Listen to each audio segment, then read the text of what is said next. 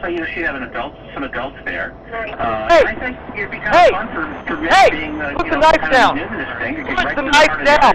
Put the knife down! What a friend. You know, John McGrath is always there for me, isn't he? What a guy. Go ahead.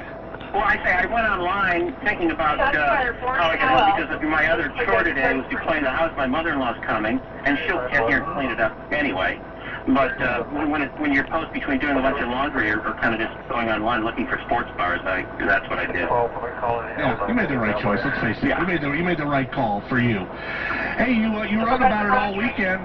Give us any thoughts that maybe didn't get into the writing about the big show that Tacoma and University Park, University Place, right? Yeah. And Chambers Bay put on. It looked sensational on TV, and it was entertaining. Max, what'd you think, John? Yeah, I think Man, he had a knife and he wouldn't drop it. Catastrophe is what the USGA folks had said before the tournament for the U.S. Open stuff to fall through. So that catastrophe obviously didn't ensue. There were a couple of minor spectator situations because people do slip on it's a lot of dunes out there, and people climb the dunes, and so there were some people who fell, and that stuff they'll all have to iron out before the big show. But they have 5 years to tweak the course and get it in order and to figure out where you're going to put another 55,000 people for the U.S. Open. But this was, for a little sneak preview dress rehearsal, it was fabulous, and boy, what great golf, and gives you a kind of an appreciation of our kid over here. Yeah, I'm okay. For winning that award, because boy, he had the knife open. So you're saying these constant whispers and constant chatter that I've heard for months and months and months about, the USGA is just holding us over, the U.S. Open will never come to That's the knife off there to the left.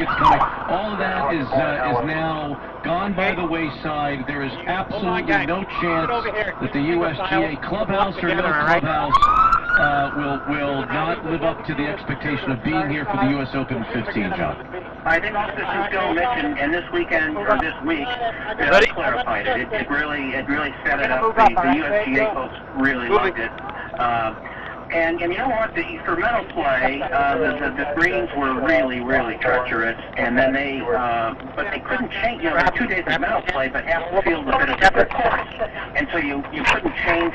You couldn't water the greens on Monday and give those kids an advantage on Tuesday that the first half didn't have on Monday.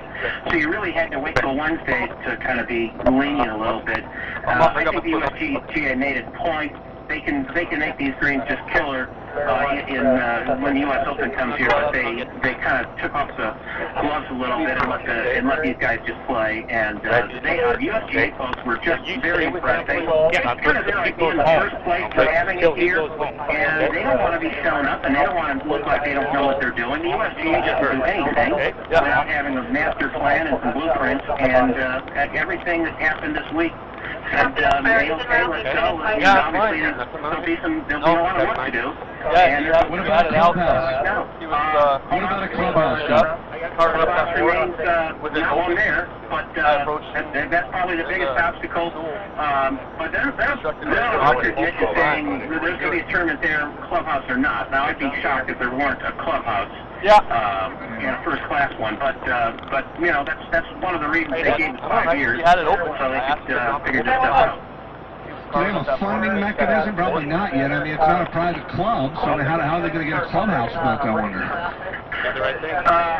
That's part of the problem, and I think they're looking for ways to get it together. I think the success of this gas gives them the momentum that they were looking for. I know they've already had a huge bump in bookings. People watched it nationally on the Golf Channel and then on NBC. They saw, man, Lynch Golf in America. I've never seen this before. And so that certainly helps. But to be specific on how they're going to fund it, I don't know. I'm trying to pay my mortgage for next month. Hey, let's switch over to football just briefly because we talked a little bit about it. What did you think of what you saw Saturday night with the Seahawks? Mitch and I was a little bit encouraged. Mitch mildly, not quite as encouraged. What did you think about what you saw in that Minnesota game? Yeah, kind of a little bit of both. I just am, at this point, and I made a very good point just a minute ago that some teams have different agendas in these games, so it's really hard to kind of gauge what you're doing versus what they're doing and what their intent is. But hey, when the rookie comes back and gives you a highlight play and what's as exciting as anything that happened last year during the regular season, that alone is reason to feel good. And there were some other things to feel good about too, including the continued success of Mike Williams. But all in all, I think let's get this stuff over with and have some real football here real soon. Would you be surprised if the Seahawks cut either Deion Branch or T.J. Husky-Lozada, John? No, I wouldn't be shocked. I just think this, though. If you had asked me on those two, who would have been the guy that doesn't make the club, a couple of months ago, I would have said Branch for sure. And now, I'm getting the idea that TJ, who's just never really kind of meshed with Matt for one reason or another, and they're still having problems kind of working it out, just in the field. That maybe I wouldn't be shocked if Husky would be on man out, but in either case, I wouldn't be terribly surprised. I think maybe Brad just kind of quietly have the same story here. What do we think about John Carlson or whoever is going to be at tight end? Matt Hasselbeck talked during the offseason about this guy. We're going to be throwing a lot to the tight end. Tight end is going to be involved. Tight end has been utterly uninvolved in the first 3 games. What do we think there? Well, a couple of things, and again, we get back to the acquisition season. Are they working on just John, concentrating on ball? We can catch a ball. It'd be kind of fun to be reminded that absolutely, just to see it. But maybe just scheme-wise, that they're concentrating on him being kind of a blocking guy at this point. But I'm with you. That's a weapon. Hadn't been used. He's there. He's healthy. Let's see more of it.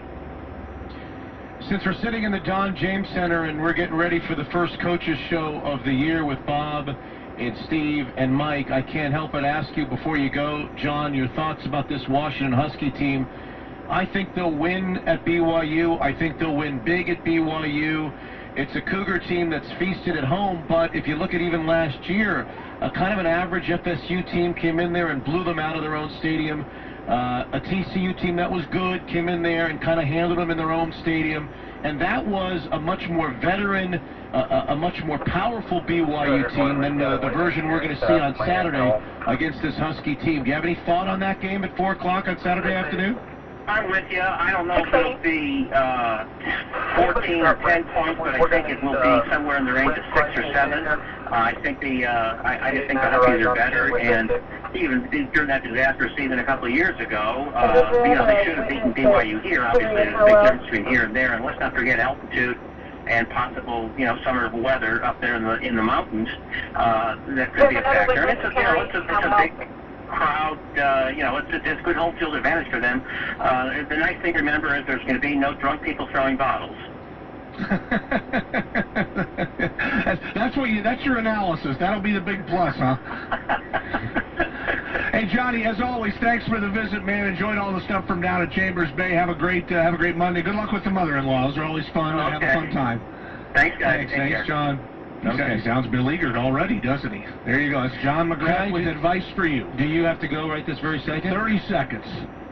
I think, and I hope that you'll agree, that the notion of getting rid of T.J. Husky-Lozada, I don't care how much they're not on the same page, he and Matt Hasselbeck. I don't care what kind of troublemaker. This is a team that's desperate for talent. He was their leading wide receiver last year. The notion of the Seattle Seahawks releasing T.J. Husky-Lozada would be one of the most disappointing things that they can do to me. I don't think they're Seahawks. I don't think they better not. I sure hope they won't. Thanks, Mitchie. It was fun. Gas. Appreciate it. Nice to be here, Gas. Mitch in the morning, kibitzing with us on Monday afternoon.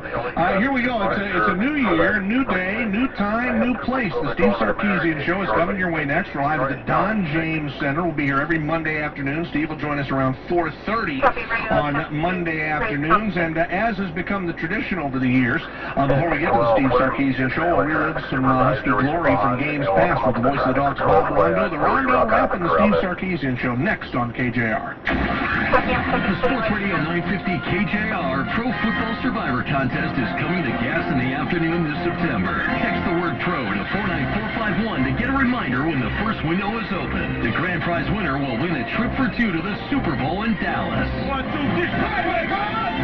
Pro Football Survivor Contest with Gas in the Afternoon, powered by Bud Light and the Emerald Queen Casino. Get all the details now by logging on to 950kjr.com. My buddy and I were going hunting when our duck boat trailer got a flat. So we stopped at Les Schwab and Kevin pounced right on the job. What I didn't mention was, this was Friday night and the store was packed with customers. And the exact thing happened to us last year. Different trailer, same problem. If they got us on the road in no time, we hope it won't happen again. But if it does, we know Les Schwab will be there to make sure we don't miss a thing. I'm Ronnie from Bremerton, Washington, and that's my Les Schwab story. Les Schwab, doing the right thing since 1952. Hey, buddy, can you spare a quarter? A quarter? Why only a quarter when now you can get 4 and a quarter? Yes, you heard right. At Tila Mortgage, fixed rates are now down to an incredibly low 4.25% and a super low 4.6 APR for qualifying borrowers. If you're looking for extra money at the end of the month, and who isn't, then you definitely need to call Tila Mortgage and say, I want 4 and a quarter. Tila, spelled T-I-L-A, stands for the Truth in Lending Act and emphasizes our commitment to honest and ethical lending. We invite you to call Tila Mortgage at 206-766-8888. Again, in Seattle, that's 766-8888 or TilaMortgage.com.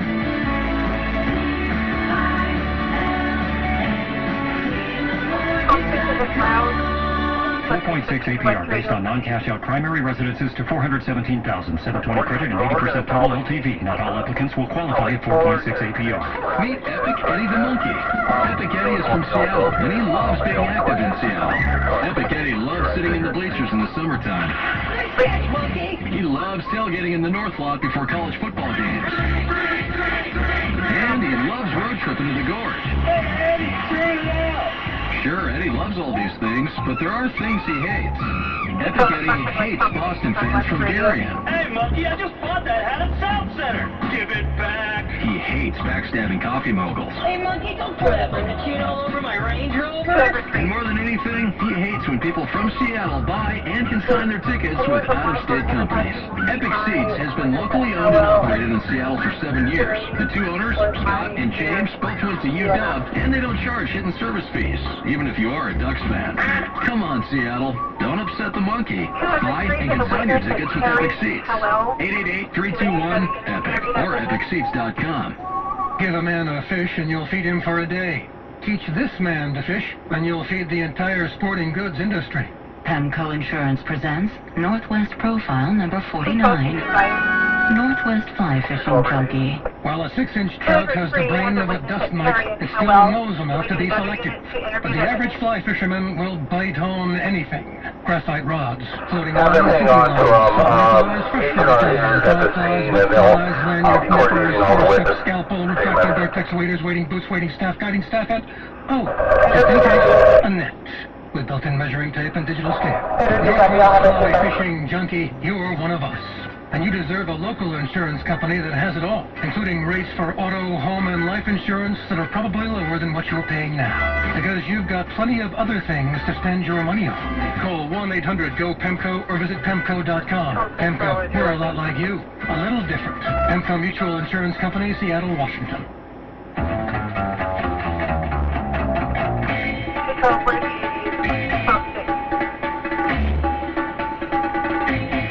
The Don James Center, the Steve Sarkisian Show begins momentarily, but before the show, as always, we relive the highlights from a previous week's Husky game, or maybe the previous season of Husky football. Here's the voice of the Dogs, Bob Rondo, with the inaugural Rondo Wrap of 2010. 22-23 yards depending on what the officials call it. Boren and Howell will hold.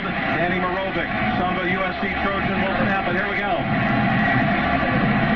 Ball is down. Kick is away.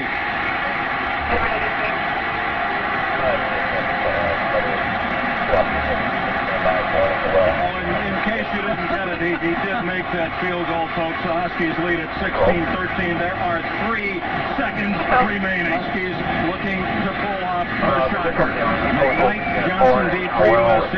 How's he going to kick it? Kicks it low. Bounces at the 25.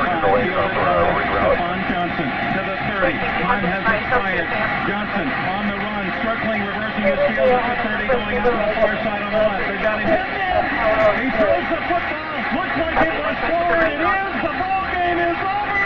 And Washington has got this done. Are you kidding me? The Huskies take down third-ranked USC 16-13. Oh, baby. 7-yard line, second and goal. Jake to pass. Stands in, throws for the end zone. Touchdown. A marker down. This will be